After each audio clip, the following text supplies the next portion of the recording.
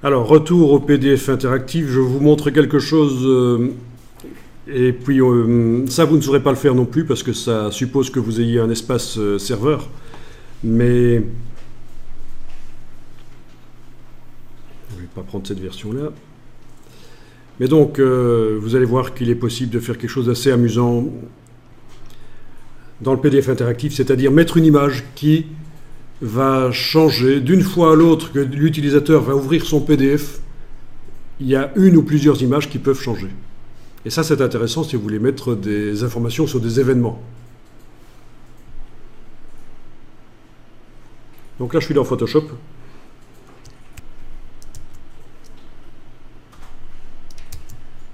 Le temps qui se lance. Voilà.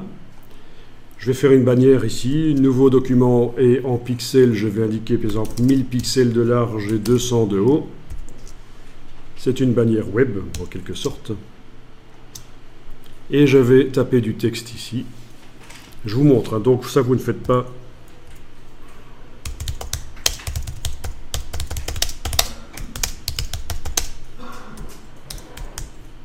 Voilà.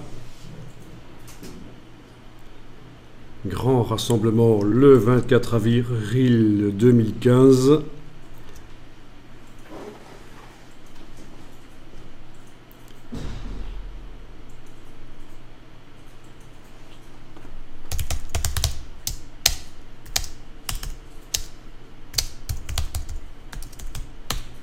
J'ai enregistré le document sur le disque dur, le document Photoshop. Et là, je vais dans la palette Montage, menu Fenêtre, Montage. Bon, ceci dit, on l'a aussi à un autre endroit, ce que je cherche dans Fichier. Dans Fichier Exportation, ce que je cherche, c'est le rendu vidéo, de toute façon. C'est pour faire une vidéo au départ de mon image. Mais bon, mon image ne contient pas de choses animées, c'est une image fixe. C'est ça l'astuce, vous allez voir. Donc, je fais un rendu vidéo.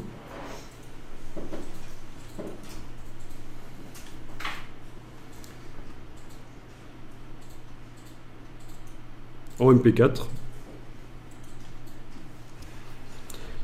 Photoshop fait appel à Adobe Media Encoder à ce moment-là.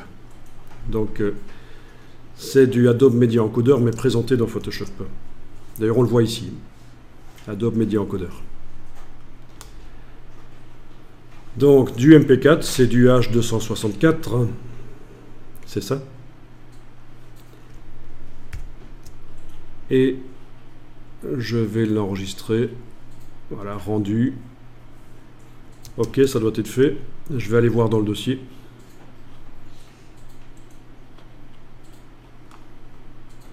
Voilà la bannière. Donc là, j'ai mon document qui contient le document Photoshop, là. Et j'ai la bannière en MP4. Je vais double-cliquer sur elle pour voir à quoi ça ressemble. Voilà, c'est une séquence vidéo comme ça. Fixe.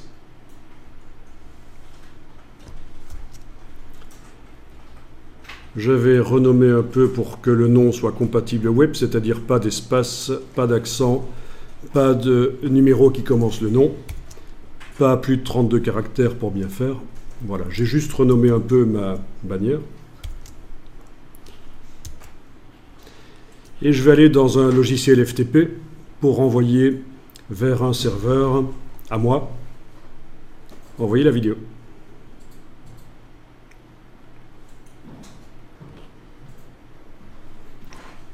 Voilà, j'envoie la vidéo, elle y est, elle est là, sur le serveur.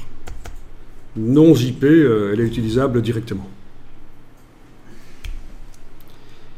Bien, maintenant qu'elle est sur le serveur, je vais me renseigner sur quel est son URL. Donc je vais tester l'URL pour vérifier que je suis bon au niveau de l'URL dans un navigateur web.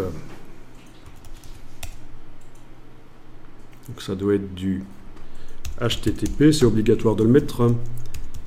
3 fois W, voilà. Ok, ça marche. Là, je suis dans un navigateur web, j'ai tapé l'URL de la vidéo que je viens de mettre sur le serveur et on la voit. Super. Et maintenant, je vais faire un PDF qui utilise cette vidéo en l'intégrant, mais relié au serveur. Donc, dans InDesign,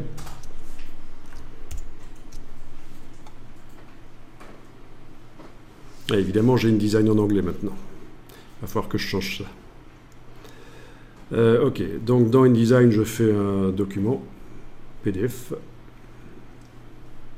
dans lequel je vais mettre une vidéo.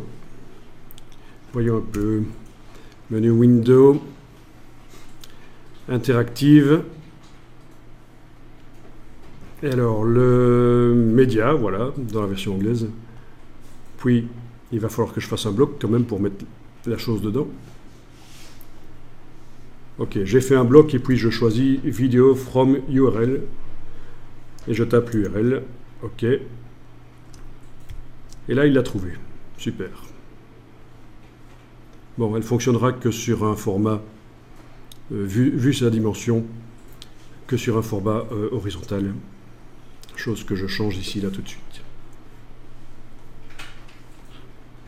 Pour changer le format, il faudra la traiter dans Media Encoder pour la faire plus petite, ou... c'est malin.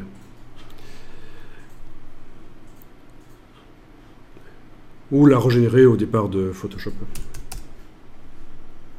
Ok, on va dire que c'est bon comme ça. J'ai dû agrandir à 35 cm de large, mais c'est pas grave. Et alors, j'exporte le PDF interactif.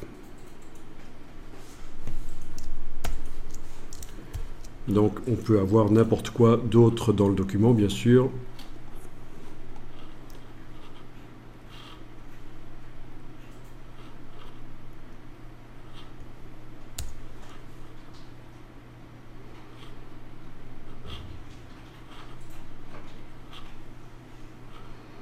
Ok, donc voilà à quoi ça ressemble.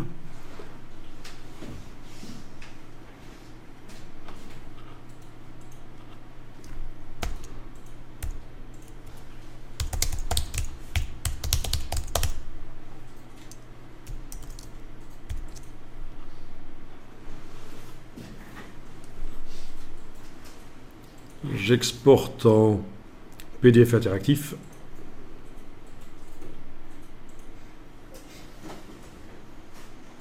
Voilà le PDF interactif qui arrive. Ça, vous le diffusez aux gens. Et à un certain moment, vous allez pouvoir changer à distance le texte. Simplement, en mettant à jour la vidéo sur le serveur, c'est tout à fait logique. Donc les gens ont un PDF chez eux, d'une fois à l'autre, quand ils l'ouvrent, ils ne voient pas nécessairement la même chose. On va faire le test. Je vais dans Photoshop. Je vais changer la date. Cette fois-ci, ça va être le 15 septembre. Je vais raccourcir. 15 septembre 2017. Nouvelle date. On est d'accord ? J'enregistre le document Photoshop.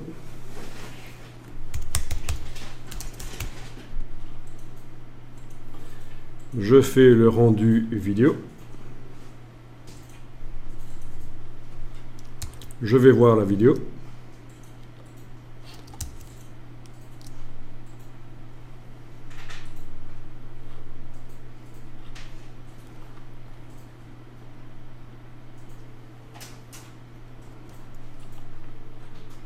Elle est là. Je teste.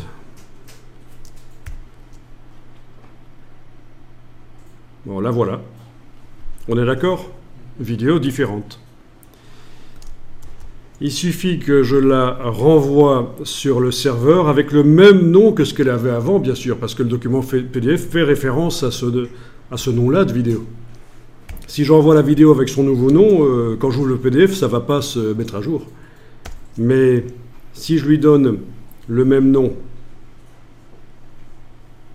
que la vidéo qui est déjà sur le serveur, et que je remplace cette vidéo qui est sur le serveur,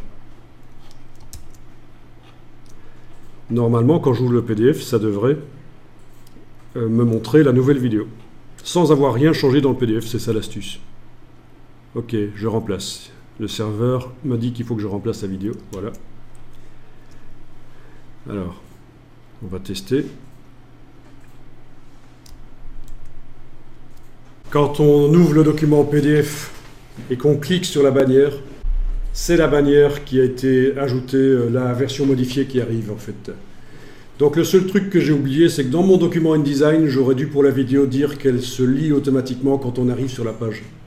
Et à ce moment-là, c'est la bonne bannière qui apparaîtra d'office.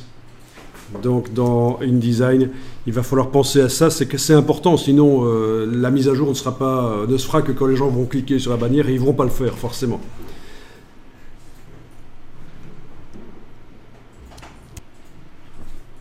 Donc vous voyez qu'il faut penser à tout en fait. Les petits détails comptent. Donc c'est pour ça que je vais réouvrir le document et enclencher la lecture de la vidéo, enfin de la vidéo entre guillemets, au moment où j'ouvre le document.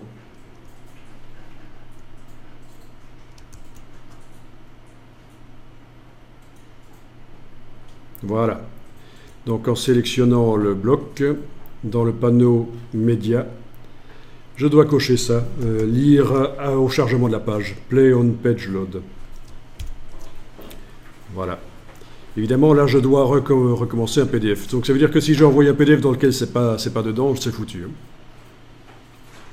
Donc c'est pour ça qu'il faut faire des tests avant de diffuser, évidemment.